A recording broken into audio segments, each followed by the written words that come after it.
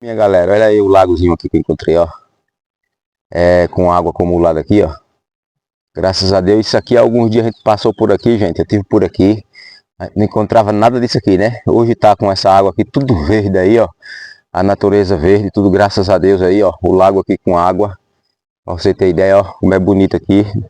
Subindo aqui de cabeça acima aqui, o rio Curumataú, essa parte dele aqui, ó. Depois da baixada das águas, como se diz, da chuva. Aí tá aqui esses pequenos lagos aqui com água, para quem gosta de se divertir, tomar um banho aqui, daqui uns 15 dias mais ou menos, essa água tá bem limpinha aqui, galera. Que ela vai para ficar, sair esse amarelão e vai ficar limpinha. A galera que gosta de vir pro Rio Curumataú se aventurar, gravar vídeo, ó. Tô mostrando aqui em primeira mão para vocês aí, ó, como é top de verdade aí, ó. De primeira, gente. Olha aí. Segue aí, compartilha e comenta.